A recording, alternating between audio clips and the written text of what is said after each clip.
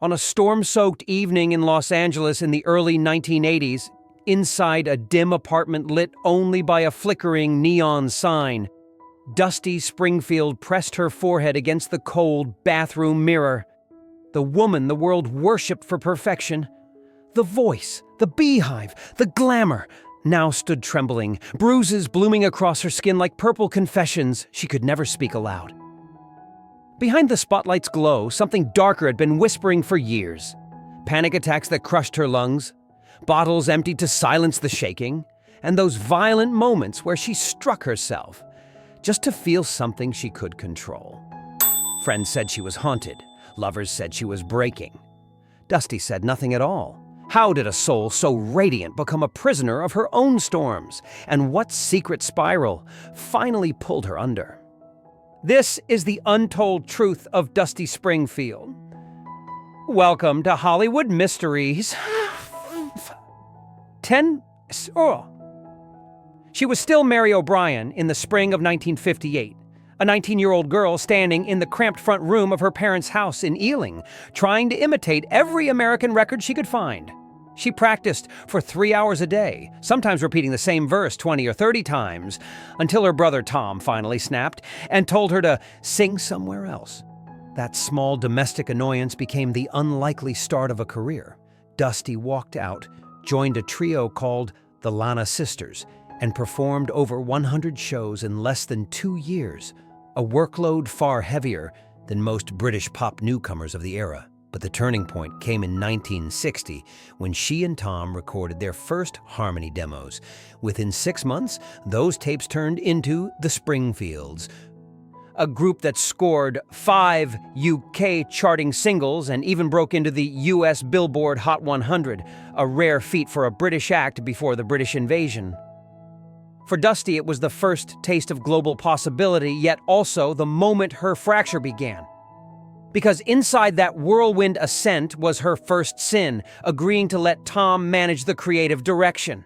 She accepted it out of loyalty, but it meant surrendering control of her voice, the one thing she valued most. She later admitted she felt boxed in by the group's folk pop sound, a style she estimated was only 40% of who she really was. That quiet resentment, planted early, would grow into the psychological tension that shaped the rest of her life. Fame came fast, but the cost surfaced even faster. The pressure to look perfect, the expectation to behave ladylike, the sense that every emotion had to be muted for the sake of the brand. Dusty was rising, but the cracks were already forming. Her ascent accelerated with mathematical precision. Between 1963 and 1967, Dusty released 9 top 20 UK singles, logged over 200 studio hours for Philips Records, and appeared on television at a rate averaging 1 major broadcast every 6 weeks. By the time I Only Want to Be With You sold more than 500,000 copies, executives labeled her a guaranteed hit maker. Yet to Dusty, those victories felt strangely hollow. Victories measured in charts, not in truth. In January 1965, during a promotional tour in South Africa, the illusion finally cracked. Dusty refused to perform to a segregated audience and was forcibly deported within 24 hours. Newspapers printed her name more than 150 times that month, but nearly all in the context of scandal. That single righteous act became her first public collision with the machine of fame, a moment that hinted at the wars still ahead. There was another, quieter blind spot. Perfectionism pushed to a numerical extreme. Producers recalled sessions where Dusty demanded 30, 40, even 45 vocal takes of a single phrase. One engineer kept tally.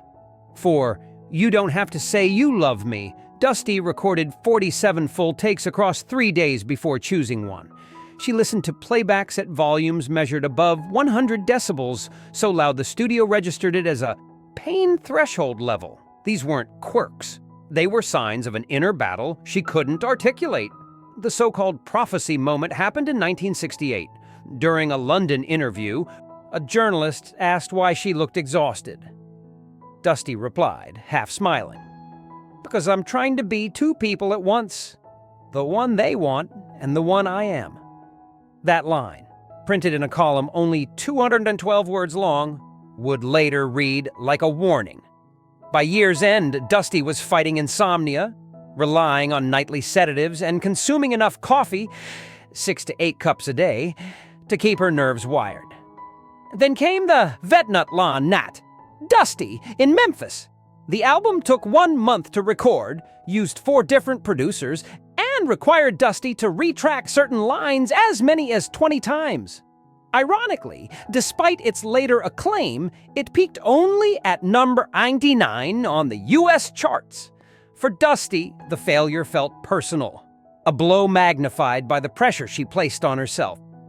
She confessed privately that she believed she had failed America, even though critics would eventually call the album one of the greatest of all time.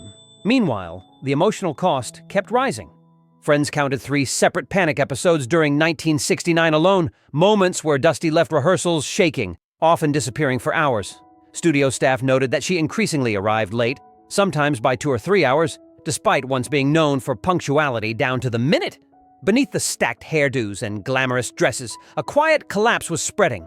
A collapse no award, no chart position, no orchestra could drown out. She was still rising in the eyes of the public. But inside, the descent had already begun. To what? The descent didn't arrive in one dramatic crash. It unfolded in measurable increments, each year marked by numbers that told the story better than any headline. By 1971, Dusty had canceled 7 studio sessions in a row, a staggering record for a singer once praised for control. Her diary entries from that winter mention episodes, short notes sometimes only 4 or 5 words long, bruised again today. Didn't sleep, too many pills. The vet Thuong Toi Tho, as a father whose perfectionism bordered on intimidation and a mother whose temper led to food-throwing incidents, now resurfaced with clinical clarity. Dusty began replaying those childhood dynamics, turning the demands she once absorbed into self-inflicted punishment. The first major reveal came in 1973, during an emergency clinic visit in London. Medical notes documented multiple contusions on upper limbs, and self-directed harm consistent with acute anxiety. Staff recorded 12 separate bruises across her arms and shoulder. Dusty claimed she fell, but 2 nurses later confirmed they heard 2 or 3 loud impacts from the bathroom. No arrests, no confrontation, just a quiet file, sealed and forgotten. By 1975, the financial strain added another layer to her crisis. Dusty had spent over $20,000, nearly a third of her annual income, on moves between London, Los Angeles, and New York, hoping each new city would reset her life. Instead, isolation grew. She recorded 0 charting singles that year, despite submitting demos to 3 different labels. And in private, the self-harm episodes increased. One friend counted 20 incidents across 8 months, noting that Dusty sometimes pressed ice against her face to conceal swelling before stepping outside. Then came the hidden scandal that few fans ever heard about, her volatile relationship with Tata Bracci.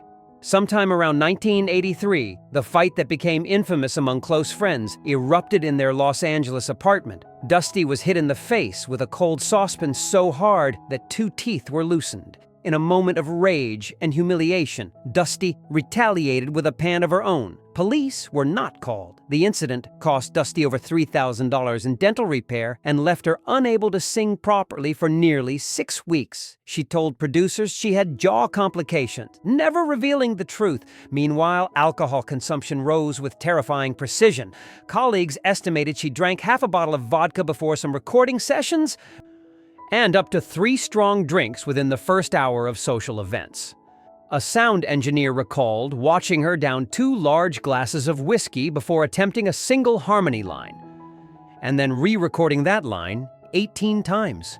She later admitted to a therapist she used alcohol like a dimmer switch to soften the panic that haunted her. Her dependency on medication became a pattern too. Valium, up to 3 tablets a day during anxiety spikes. Librium, taken during flights and high-pressure press events. Seconal, used for sleep, sometimes stacking doses across a night. Though no official toxicology report exists from this era, one assistant confessed she once flushed 15 pills down the drain after finding Dusty trembling in a hallway. But the point of no return arrived between 1986 and 1987, after her move to Los Angeles failed to revive her career. Dusty's recording output collapsed to one completed track per year, a staggering decline from the 30-40 recordings she averaged in the 60s. Neighbors reported hearing thuds from her apartment, later identified as Dusty striking walls during panic spirals. One paramedic responding to a late-night call logged self-inflicted head injury. Though Dusty refused transportation to the hospital, the final blow was her diagnosis: breast cancer, identified in 1988. Doctors recommended immediate radiotherapy. Dusty postponed 2 early appointments, missing a total of 21 days of treatment before finally committing. The illness didn't just take her strength, it pulled her deeper into isolation. She performed only 4 public appearances in her last 2 years, each one requiring heavy makeup and costumes designed to hide the physical toll. By the end of the decade, Dusty had gone from chart-topping icon to a woman battling her own mind, her body, and the ghosts of a past she could never silence. The world still remembered the voice.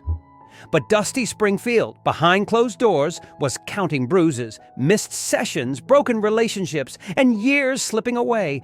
Statistics that quietly revealed the scale of her collapse.